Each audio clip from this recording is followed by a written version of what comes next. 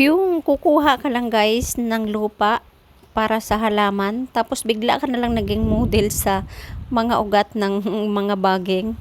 Tingnan nyo naman guys ang ginagawa ng isa na yan.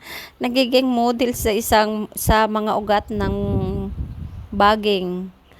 Feel na feel ni Inday ang mga ugat ng baging. Yan.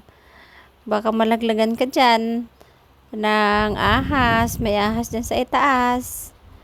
Ako, Diyos ko, Mio. Ano bang ginagawa mo, Inday?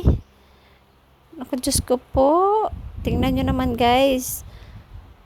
Ang ginagawa niya. Masarap lang kasi, guys, pa tingnan yung mga ugat ng puno. Tingnan nyo naman, guys. Kulay pink yung mga dulo. Yan. Highways ang niyan, ang nagdadala. Nakatak-in pa si Inday ng highways. Tingnan nyo naman guys, natakot din naman. Baka may pumulupot sa liig na may nalaglag na ahas. Pumulupot kasi yung ugat ng baging sa liig. Ay naku Inday, ano ba naman yan? Kukuha ka lang ng pampataba sa lupa. Kukuha ako yan guys ng mga dumi ng kambing dyan. Nandyan kasi sa loob yung bahay ng aming kambing, kaya ayan, nadaanan ko yung ganyan, yung mga ugat na yan, nagiging model tuloy.